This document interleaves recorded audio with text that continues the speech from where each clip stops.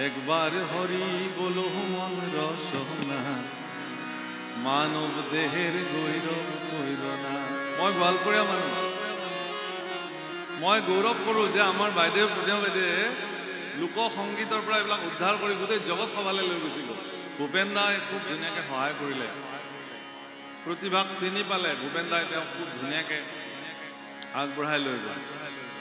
সেই জিভা তুমি এবাৰ মাত্ৰ হৰিনাম লোৱা।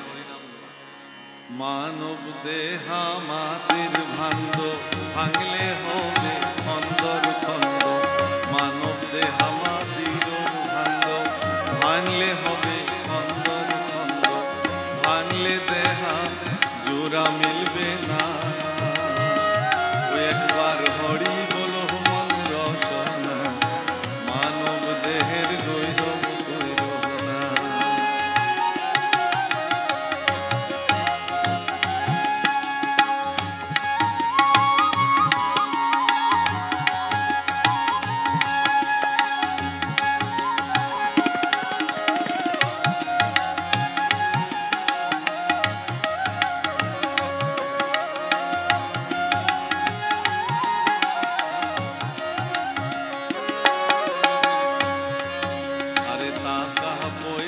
ভিতার বাহারি জীবন গেলে সব রইবে পড়ি।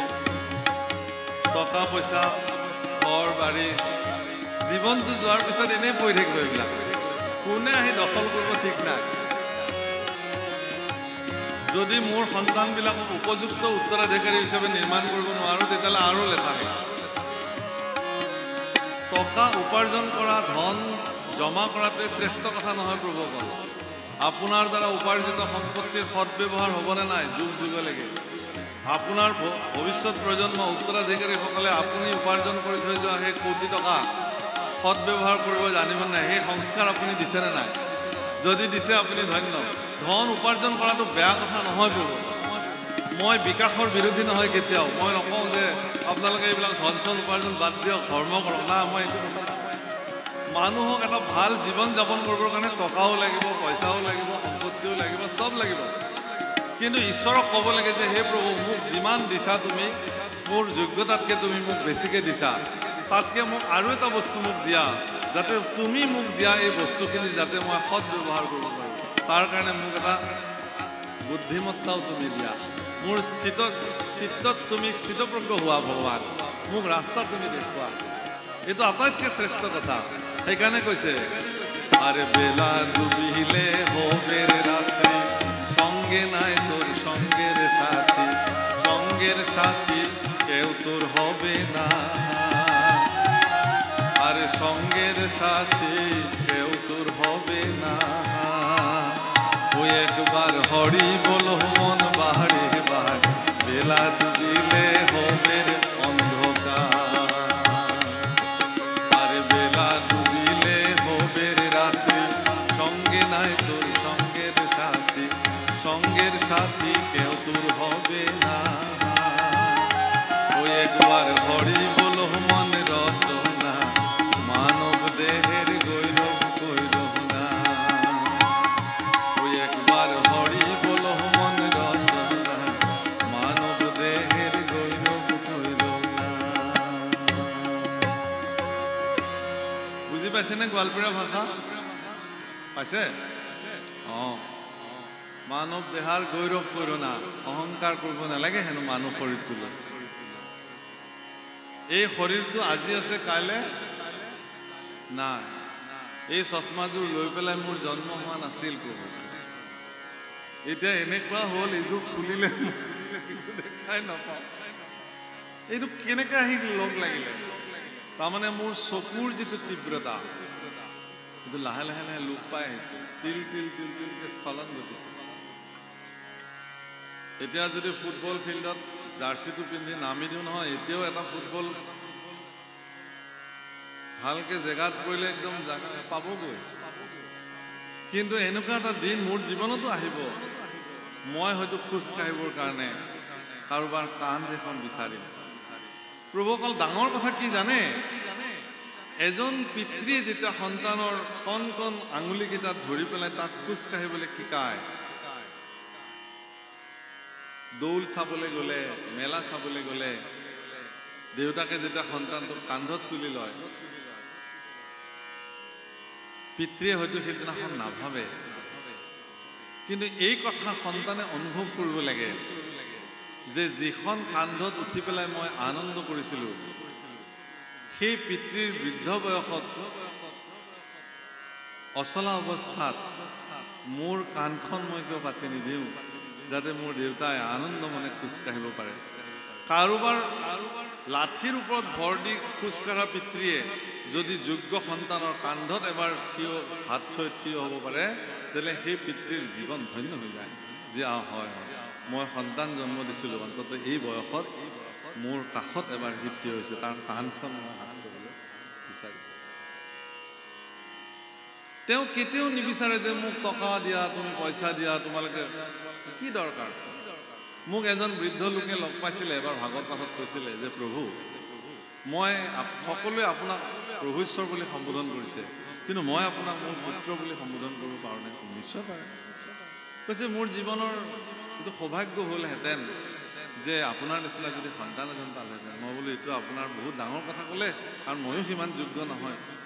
কৈছে নহয়, মোৰ সন্তান এতিয়া বিদেশত থাকে, মই ফোন কৰোঁ যে তোক এবাৰ চাবলৈ মোৰ মন যায়, কিন্তু সন্তানে কয় যে দেউতা মোৰতো এনেকুৱা খুব অসুবিধা হৈছে যাবলৈ, তোমাক কিবা পোৱা পইচা লাগে যদি কোৱা, মই পঠিয়াই দিম। মোকনো কেলৈ পোৱা পইচা লাগে, মই যিমান পেঞ্চন পাওঁ, বহুতে চাকৰি দৰমহাই ইমান নাপায়, আৰু ডক্তৰে খাবলৈ দিলে মগু দাইল কেইটামান সিজায়, তাৰ কাৰণেতো ইমান পইচাই নালাগে। গতিকে কিন্তু মই এবাৰ মোৰ সন্তানক মোৰ কাষত লাগে। প্ৰভুসকল, আমি ভাৰতবৰ্ষৰ মানুহে পৰিয়ালতান্ত্ৰিক হিচাপে জীয়াওঁ, এইটো ভাৰতবৰ্ষৰ বৈশিষ্ট্যতা। আজিকালি আমাৰ অসমত বা ভাৰতবৰ্ষতো কিছুমান ধামখুমীয়া আৰম্ভ হৈ গ'ল, কি বিবাহ বাৰ্ষিকী উৎসৱ, বাৰ্থডে চেলিব্ৰেশ্যন, এইবিলাক আমাৰ ভাৰতবৰ্ষৰ কাৰণে এইবিলাক কোনো প্ৰয়োজন নাই। বিবাহ বাৰ্ষিকী কোনে পালন কৰে? যিবিলাক দেশত এহাল গিৰেক ঘৈণীয়েকে কিবাকে এবছৰ কটায়, তাহাঁতে সেইটো ফূৰ্তি কৰে, আমি এবছৰ কটালোঁ। কিন্তু ভাৰতবৰ্ষত এইটো সংস্কৃতি কি? আমি 7 জনমৰ সম্পৰ্ক। মই যিগৰাকী পত্নীক পত্নী মৰ্যাদা দিছোঁ, তেওঁৰ লগত মোৰ 7 জনমৰ সম্পৰ্ক, আজি নহয়। মাদাৰ্ছ ডে, ফাদাৰ্ছ ডে, আৰে এটা দিনত দেউতাকৰ লগত চেলফি উঠিলে ফেচবুকত দিলে, happy Father's Day, happy Mother's Day. প্ৰভুসকল, 365টা দিনেই এজন পুত্ৰৰ কাৰণে পিতৃৰ দিন, মাতৃৰ দিন, আজীৱন। ইহলোকত যদি পিতৃ নাইও, তথাপিও প্ৰাতঃতে পিতৃক স্মৰণ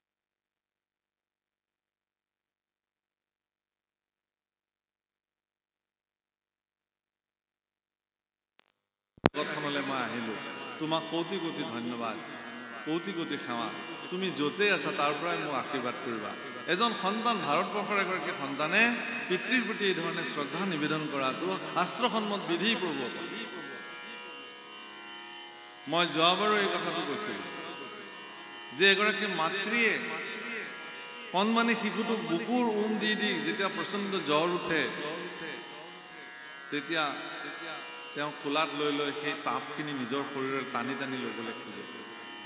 সেই বৃদ্ধ মাতৃৰ যেতিয়া সেইগৰাকী মাতৃ বৃদ্ধা হৈ যায়, তেওঁৰ যেতিয়া জ্বৰ উঠে, শৰীৰৰ পীড়া হয়, পৃথিৱীত এনেকুৱা কিমান সন্তান আছে যি সন্তানে গৈ এবাৰ সেই বৃদ্ধা মাতৃক, অ' আই বা মা, তুমি এবাৰ মোৰ বুকুৰ মাজলৈ আহা, তোমাৰ সমস্ত জড়তা, বিষ, যন্ত্ৰণা মই এবাৰ শৰীৰত টানি ল'ব খুজিছোঁ, তুমি যে সৰুতে মোক লৈছিলা। এই বুলি যদি কোনো সন্তানে গৈ বৃদ্ধা মাতৃক এবাৰ যদি সাৱটি তেওঁৰ সেই মুহূৰ্তত যদি তেওঁক অকণমান সাদৰ দিব পাৰে, সেই মাতৃয়ে ভগৱানক ক'ব যে প্ৰভু, মোৰ এই সন্তানৰ বুকুৰ উমতে মোক লৈ যোৱা, মোৰ হৈ গ'ল আৰু মই সমস্ত জগতত পাই গ'ল। ইয়াতকৈ আৰু কি? এগৰাকী কন্যা শাস্ত্ৰত খুব ধুনীয়া কথা লিখিছে, দুহিতা শব্দ ব্যৱহাৰ কৰিছে ছোৱালীক বিবাহৰ পিছত। দুহিতা কিহৰ কাৰণে কৈছে? পিতৃকুল আৰু স্বামীকুল, এই দুটা কুলৰে হিত যিগৰাকী সাধন কৰিব পাৰে, সেই ছোৱালীজনীক দুহিতা বুলি। যদি পিতৃকুলৰো হিত সাধন কৰিব নোৱাৰিলে, স্বামীকুলৰো হিত সাধন কৰিব নোৱাৰিলে, তেতিয়াহ'লে সেই ছোৱালীজনী দুহিতা হ'ব নোৱাৰে। এগৰাকী পিতৃয়ে যিগৰাকী ছোৱালীক সৰুৰ পৰা ডাঙৰ দীঘল কৰি, বুকুৰ উমেৰে ডাঙৰ দীঘল কৰি এদিন যোগ্য পাত্ৰ হোৱা বুলি জানি এজন পৰ পুৰুষক ঘৰলৈ আদৰে সন্মানে মাতি আনি বিষ্ণুস্বৰূপ বৰ বুলি মানি তেওঁৰ কন্যাক যেতিয়া সম্প্ৰদান কৰে সমাজ বিদ্যমানে, যে আজি দুখন সমাজক সাক্ষী কৰি, অগ্নি সাক্ষী কৰি, ঈশ্বৰক সাক্ষী কৰি মোৰ ছোৱালীক এখেতলৈ মই সম্প্ৰদান কৰিলোঁ। আমাৰ বিধিমতে পিতৃয়ে হাতযোৰ কৰি ক'ব লাগে যে হে আই লক্ষ্মী, উপজা দিনৰ পৰাই তোমাক ডাঙৰ দীঘল কৰোঁতে মোৰ যদি ক'ৰবাত কিবা ভুল হৈ গ'ল, তেতিয়াহ'লে তুমি মোক ক্ষমা কৰি দিয়া। মই বুজি নাপাওঁ প্ৰভুসকল, কিমান বুকুত শিল থৈ এজন পিতৃয়ে এই বাক্যটো কয়, কিমান বুকুত শিল থৈ এজন পিতৃয়ে এই বাক্য কৈ কন্যাক চিৰদিনৰ কাৰণে উলিয়াই দিয়ে। বিয়াৰ আগদিনাখনলৈকে দেউতাকৰ বুকুৰ ৰুমত ডাঙৰ হোৱা ছোৱালীজনী এখন পৰ ঘৰলৈ চব এৰি গুচি যায়। গতিকে সেই যে ত্যাগ, সেই ত্যাগটোৰ প্ৰতি সন্মান জনাই যিজন পুৰুষে তেওঁক পত্নী হিচাপে লৈ আহে, সেই মৰ্যাদাটো পুৰুষজনে দিবই লাগিব। তাৰ কাৰণে আপোনাৰ সন্তানক সৰুৰ পৰাই সংস্কাৰ কৰি তুলিব লাগিব, সংসাৰৰ জ্ঞান তেওঁক দিবই লাগিব, গুৰুৰ ওচৰত আশ্ৰয় কৰি দিবই লাগিব। যদি নিদিয়ে, সি কেৱল পঢ়া শুনা কৰিলে, চাকৰি কৰিলে, এগালমান ধন উপাৰ্জন কৰিলে, আপুনি বিয়া পাতি দিলে সংসাৰৰ তত্ত্ব একো নাজানে, তেতিয়াহ'লে এনেকৈ যিবিলাকে সংসাৰত ভৰি দিয়ে ইয়াক অপৰাধ বোলে, সামাজিক অপৰাধ। তেওঁ নাজানে কেনেকৈ মৰ্যাদা দিব। গতিকে প্ৰভুসকল, সংহিতাৰ কথা মই কৈছিলোঁ, সেই সংহিতাত তেনেকুৱা অনেক উপায় আছে যিবিলাকৰ দ্বাৰা এখন সংসাৰ চলে। শাস্ত্ৰত এইবোৰ কথা উল্লেখ আছে। গুৰুস্থানীয় ব্যক্তিবিলাকে নিজৰ শিষ্যবিলাকক এই কথা প্ৰদান কৰে। গতিকে প্ৰভুসকল, মায়াত আবদ্ধ হৈ কেৱল মায়াত মজি পেলাই ভগৱানৰ নাম নোলোৱাকৈ থকাৰ পৰিণাম এয়া। ধৰিও কুমাৰকালে ভাগৱত ধৰ্ম। শিশু অৱস্থাৰ পৰা আপোনাৰ সন্তানক একো নহয়, আপুনি যদি ছুইমিঙত দিব পাৰে, কাৰাটে কুমফুত দিব পাৰে, আৰ্টত দিব পাৰে, ডান্সত দিব পাৰে, এজন আধ্যাত্মিক গুৰুৰ ওচৰতো সম্প্ৰদান কৰি দিয়ক। মাহৰ মূৰত এদিন তেওঁৰ ওচৰলৈকে লৈ যায়, 10 মিনিট তেওঁৰ পৰা এটা উপদেশ দিয়াওক। মইতো খুব আশা কৰি আছোঁ যে মই গুৱাহাটীত এখন তেনেকুৱা শিশুসকলৰ আধ্যাত্মিক বিদ্যালয় এখন খুলিবৰ কাৰণে মোৰ খুব হেঁপাহ আছে, য'ত মাহৰ মূৰত এদিন আপোনালোকৰ ল'ৰা ছোৱালীবিলাকক লৈ আহিব, 6 মাহৰ মূৰত এদিন লৈ আহিব। তেওঁলোকক মই 15 মিনিট মাত্ৰ তেওঁলোকৰ লগত মই কথা পাতিম, তেওঁলোকৰ লগত এই সম্পৰ্কে কথা পাতিম। কাৰণ আমাৰ ল'ৰা ছোৱালীবিলাকক যদি আমি এই শিক্ষাৰে শিক্ষিত নকৰোঁ, তেওঁ বিশ্ববিদ্যালয় পৰ্যায়ত যিমানেই শিক্ষা নলওক কিয়, তেওঁ পিতৃক ঈশ্বৰ বুলি হয়তো নামানে, গুৰুক যে সৎকাৰ কৰিব লাগে তেওঁ নাজানিব। সেইকাৰণে মায়াৰ প্ৰচণ্ড প্ৰভাৱৰ পৰা মুক্ত হওক।